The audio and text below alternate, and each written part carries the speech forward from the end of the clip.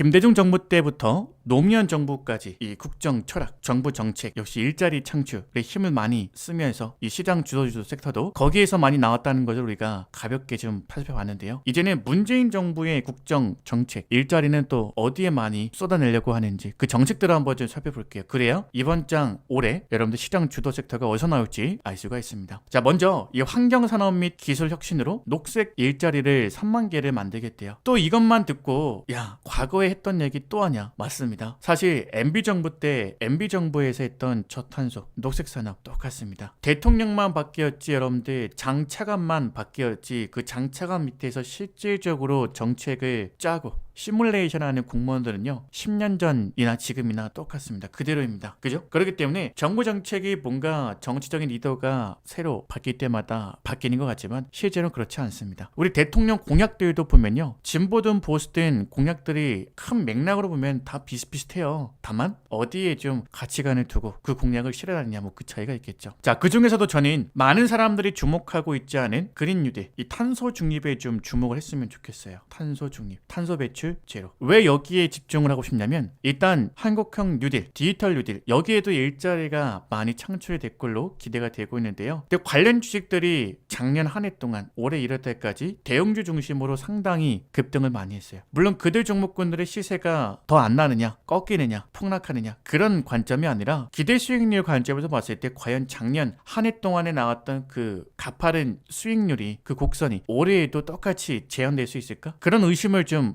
해보고 싶어요. 그러니까 상대적으로 많이 올라가지 않은 정부 정책으로 그린 뉴딜도 일단 많은 일자리를 쏟아낼 것으로 기대가 되고 있는데 여기에서도 우리가 먹을 만한 것들이 많이 있단 말이에요. 특히 코스피가 3,000, 3,200 돌파할 때 디지털 뉴딜 관련 업종 섹터 주식들만 많이 올라갔지 그린 뉴딜, 탄소 배출, 환경 친화적인 섹터군들은 상당히 아직까지도 먹을 게 많이 있다. 그리고 올해부터는요 이 그린 뉴딜, 탄소 중립에 대한 성과가 눈에 가시적으로 내보여줄 겁니다. 관련 섹터군들은 이미 사실 신고가를 많이 냈어요. 일봉상 신고가가 아니라 월봉상 신고가 발생한 갱신한 종목군들이 꽤 있습니다. 뭐 대표적으로 폐기물 업체에서도 신고가 나오는 종목군들이 많고요. 아직까지 신고가가 안 나왔더라도 주봉상, 일봉상 보더라도 52주 신고가 발생한 종목군들이 꽤 있습니다. 그리고 이 롯데케미칼 같은 이 화학 섹터군들에 있는 회사들도 보면요. 어떻게 보면은 전부 다 탄소 배출 제로, 탄소 중립, 뭐 그린 뉴딜 관련 테마에서 움직일 수밖에 없는 섹터군들이에요. 좀 이상하지 않습니까? 가장 유독한 화학 물질을 내뿜고 그런 제품들을 생산하는 회사들이 친환경 그린 뉴딜 관련 섹터로 움직인다. 앞으로 시대가 그렇게 변화할 겁니다. 자동차 회사들도 마찬가지죠. 사실 현대차, 기아차가 어떻게 해서 여러분들 전기차 관련 테마로 움직였습니까? 어떻게 보면은 전부 다 그린 뉴딜 친환경 자동차 모빌리티 관련 테마로 주가가 단숨에 전고점 내지 신고가 돌파한 겁니다. 여러분들 LG전자도 보십시오. 어떻게 보면은 삼성전자보다도 더 무겁게 느껴졌던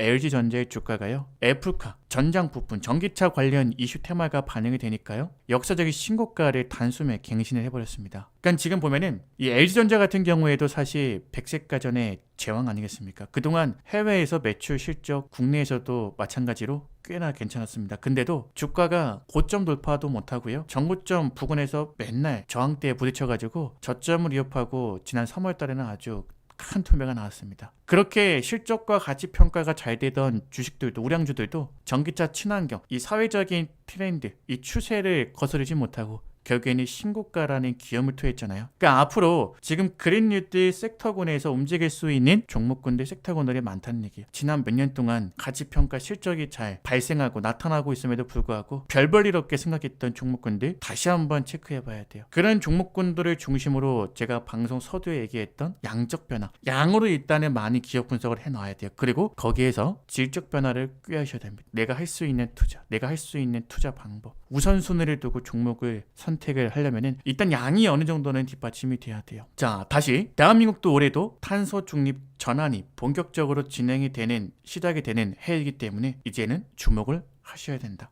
이미 관련 섹터는 출발하기 시작했다. 돈이 들어오고 있다. 자, 문재인 정권의 국정정책 중에 하나가요 역시 사람 아니겠습니까? 사람이 먼저다. 일자리에 일자리, 실업률 지금 심각합니다. 이 녹색 기업을 지금 집중적으로 지원해주겠다 이거예요. 우리나라만 여러분들 지금 통화량이 팽창한 게 아니고요. 전 세계가 지금 통화량 팽창 국면입니다. 금리는 또 어떻습니까? 웬만큼 한국보다 혹은 잘 사는 나라들은요. 제로금리 수준입니다. 통화량 팽창과 저금리 시대. 지금 페드 의장이죠. 파월 의장도 이 저금리, 제로금리 정책은 향후 몇 년간 지속이 될 수 있다. 당분간 금리를 올릴 수가 없다. 인플레이션이 진행이 된다 하더라도 금리를 올릴 만큼의 여유가 있지는 않다. 뭐 그런 얘기를 FOMC 회의 때마다 얘기해주면서 투자자들로 하여금 이 저금리 정책에 대한 정당성, 향후 방향성에 대해서 계속해서 브리핑을 하고 있죠. 우리나라도 지금 계속해서 통화량이 팽창이 되고 있단 말이에요. M1, M2 광의 통화량까지 해서요. 지금 시중에 플레인의 통화량이 제가 정확히는 기억이 안 납니다만 3,050조 원이 넘습니다. 상상이 안 되시죠? 그 3,050조 원이라는 돈이 부동산으로 흘러가고 금융시장, 주식시장으로 흘러가고요. 그리고 또 일부는 비트코인으로도 흘러가고요. 하여튼 가격표가 매겨져 있는 실물 자산들에는 지금 계속해서 돈들이 흘러가면서 가격을 끌어올리고 있습니다. 우리가 흔히 이 유동성 장세라고들 얘기를 하죠. 근데 정부 정책, 여기에 우리가 또 집중을 해봐야 되는 이유가 뭐냐면 이 경제를 움직이는 주체는요. 세 가지가 있습니다. 첫 번째는 정부고요. 두 번째는 가계이고요. 세 번째는 기업입니다. 근데 정부, 가계, 기업 이 세 가지 주체 중에서요. 지금 시장에서 주도적으로 돈을 풀고 소비할 수 있는 주체는 정부밖에 없습니다. 기업들 지금 뭐 하나 제대로 투자 결정할 수 있는 기업 별로 없어요. 반도체, 배터리 이렇게 누가 봐도 성장성이 이어지고 유지가 될 만한 기업들은 돈을 풀고 있지만은 웬만한 기업들은 지금 잠그는 데 집중하고 있습니다. 지금 공격적으로 투자하는 기업들 그렇게 많지가 않아요. 우리 가게들은 어떤가요? 대출 받아가지고 여러분들 지금 뭐 창업 도전하나요? 함부로 대출 받았다 그래가지고 창업에 도전할 수도 없어요. 그죠? 이미 창업을 통해서 자영업을 하고 있는 분들, 가게, 자영업자분들 같은 경우는 밀려있는 월세 내기도 지금 빠듯한 게 현실이잖아요. 뭐 어디 설비 투자 조그만한 중소기업 하는 분들이라도 과감하게 할 수 있는 환경, 경제 환경이 아니잖아요. 지금 어떻게든 현금을 쥐고 내 자산을 좀 지킬 수 있는 방법으로 지금 자금을 운영하는 거지 누가 하나 지금 나서서 투자하기에는 힘들어요. 그러니까 돈들이 지금 그렇다 보니까 자산시장 내에서만 돌면서 가격이 계속해서 패닉바잉 현상과 함께 올라가는 현상이 지금까지 이어지는 거 아니겠습니까? 그러니까 지금 보면은 정부밖에 지출을 제대로 할 수가 없습니다. 지금 상황이 그래요. 근데 정부에서 과연 돈들을 풀어내기만 하고 소비를 안 할까요? 소비해야 됩니다. 지금 문재인 정부가 돈을 어디다가 소비하는지 그거를 좀 보자는 얘기예요. 일단은 그린 뉴딜 오늘은 여기만 좀 포커스를 맞추기로 했으니까요. 이것만 본다 그러면은 녹색 기업에 지금 집중적으로 지원해주겠다 이거예요. 이것도 사실은 말장난이라면 말장난입니다. 평상시에는 녹색 기업 이미지가 없던 기업들도요. 나 이제부터 사회적 책임을 다하는 기업으로 재탄생하겠습니다. 앞으로 사회적 책임에 많은 돈을 투자하겠습니다. 친환경 정책으로 앞으로 사업 포트폴리오를 재편하겠습니다. 성의만 표시해주면요. 녹색 기업 되는 겁니다. 사실 MB정부 때에도 4대강 관련주들 어떻게 주가 급등했습니까? 당시 자전거 도로가 생성이 되고 확장된다는 이슈가 터지자마자 삼천리 자전거가 제일 대장 테마주로 나서면서 주가 시세가 꽤 높게 나왔어요. 이번 정권도 마찬가지라는 얘기예요. 우리가 항상 무엇이 중요한지 이 무엇에 좀 신경을 많이 써야 될 것 같아요. 정치, 이념, 색깔 이런 것들 지금은 제껴두시고요. 돈이 될 만한 섹터군들을 한번 찾아보십시오. 자, 탄소 중립 미래상에 기반한 감축 시나리오를 지금 정부에서는 계속해서 마련하고 있는데요.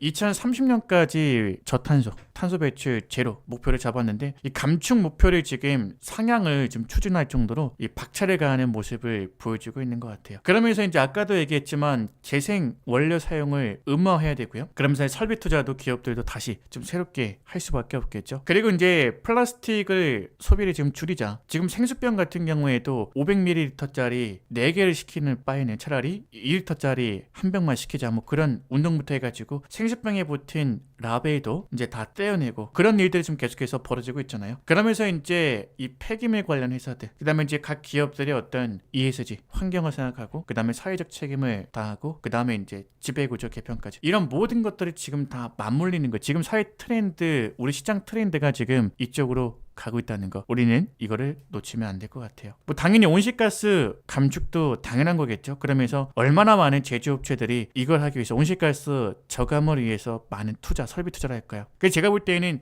이 기계 업종 같은 경우에도 지금 다시 한번 주목을 해볼 필요가 있을 것 같아요. 그동안 주중봉 받았는데 지난 몇 년 동안 가치 평가가 되고 실적도 그래도 평균까지 유지는 되고 배당도 꾸준하게 준 기업들이 기계업종, 기계 섹터에 많거든요. 뭐 발전소 정비, 플랜트 사업하는 회사들. 기회가 될 수 있어요. 이런 사회적인 트렌드가요. 자, 우리는요 이렇게 변화를 좀 느끼면서 그리고 미리 대응하는 투자가 좀 필요해요. 쿠팡 관련주도 그래요. 얼마 전에 제가 쿠팡 관련주 올려놓으니까 이미 올라간 종목 가지고 어쩌라는 거냐 뭐 그런 반응도 있고 뭐 공부가 된다는 반응도 있고 좀 나뉘는 것 같은데요. 지금도 마찬가지입니다. 뭐 앞으로 사회가 어떻게 변화할지 어떤 섹터군에서 지금 이 시장 주도주가 나올지 제가 정확하게 찝어낼 수 있는 능력은 없습니다만은 지금 이러한 변화 트렌드를 따라가시는 분들하고 그렇지 못하신 분들하고 수익률 격차가 많이 날 수밖에 없습니다. 지금 미리 이런 변화를 느끼시고 미리 선제적으로 투자를 해놓으신 분들이 나중에 중형주, 소형주 같은 경우는 주가가 급등할 때 그 수익을 많이 확보해놓은 상태로 언제 팔까 그 고민을 하는 거지 지금 이런 것들 미리 준비해놓지 않고 정말 이런 테마 뉴스와 함께 주가가 올라간 다음에 그제서야 뭐 또 없나 뭐 또 남겨먹을 거 없나 고민하신다 그러면 머리 아플 겁니다.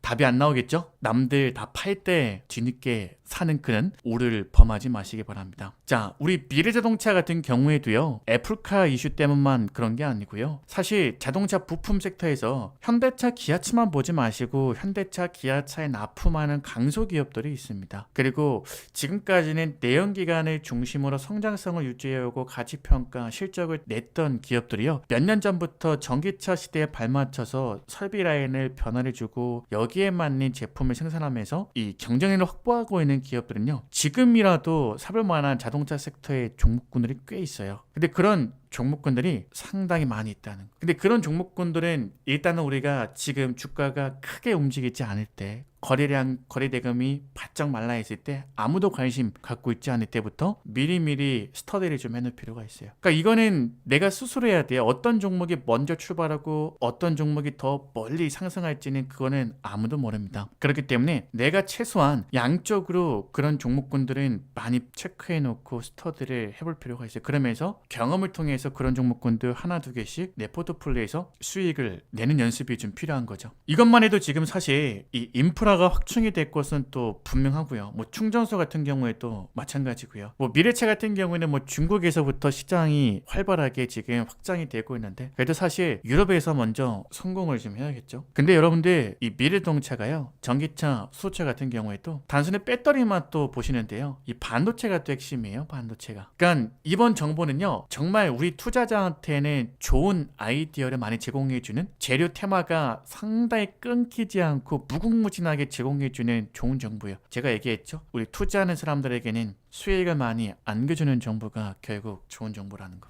왜 그러냐면 이번에 한국형 뉴딜 정책을 발표했을 때요 그린 뉴딜과 디지털 뉴딜을 동시에 발표했습니다. 디지털 뉴딜은 사실상 성장주를 얘기하는 거고요 그린 뉴딜은 사실상 가치주, 우량 섹터를 얘기하는 겁니다. 지금 이렇게 성장주와 가치주, 그린 뉴딜과 디지털 뉴딜을 우리가 동시에 투자를 하기에 얼마나 좋은 환경입니까? 여기서 양적으로 우리가 많이 체크를 해놓고 내가 할 수 있는 만큼 질적인 변화를 꾀한다 그러면 분명 작년 한 해 동안에 시장이 그렇게 뜨거울 때에도 물만 먹고 아쉬웠던 분들도 이제는 배부르게 식사하실 정도로 수익을 차곡차곡 쌓을 수가 있을 겁니다. 여러분 포기하지 마시고요. 지금은 질적인 변화를 꾀하기에 앞서서 여러분들 양적으로 일단 어느 정도는 채워줘야 돼요. 우리 운동선수들도 보면요 재능만 가지고 자기 운동 DNA만 가지고 운동하는 선수들 선수 생명이 그렇게 길지가 못해요. 그 재능에 뒷받침되는 훈련이 또 반드시 필요하잖아요. 특히 야구선수 피처 같은 경우에는 공을 던지는 스킬, 감, 뭐 운동, 신체 능력 다 뒷받침이 된다 하더라도 그래도 공을 150km, 160km 이렇게 던지는데 얼마나 많은 에너지가 소모가 되고 우리 인간의 근육, 살, 뼈 이런 것들이 유기적으로 건강하게 10년, 20년 잘 작동이 되려고 그러면 평상시부터 식단부터 해가지고 근육관리 뭐 이렇게 관리가 잘 돼야 되지 않겠습니까? 마찬가지입니다. 우리 투자하시는 분들도 지금 장이 좋기 때문에 내가 수익을 잘 유지가 되고 있다 하더라도 그 수익이 시장 변동성 조정장에 또 유지가 되려고 그러면 사실 지금 작년 상반기 하반기 때 수익을 잘 냈다가도 올해 1월 달부터 대형주들이 좀 숨고르기 돌면서 중소형주들의 움직임도 가는 것만 가지, 그리고 사실 말이야 바른 말이지 분석이 잘 안 되는 것만 눈 깜짝할 사이에 주가가 튀는 거지, 가치주 섹터 중소형주는 아직까지도 바닥을 헤매고 있는 종목군들이 꽤 많습니다. 그러니까 그런 종목군들을 100%다 골라낼 수는 없어도 나에게 가능성이 높은 확률 높은 종목군들을 골라내려고 그러면 일단은 많이 알고 많이 보고 많이 경험하시고 그 중에서 내가 확률 높은 것들을 하나씩 선택하시면서 가져가시는 것밖에 없습니다. 자, 오늘 여기까지 볼 거고요. 저는 다음 시간에 다시 한번 찾아뵙도록 하겠습니다.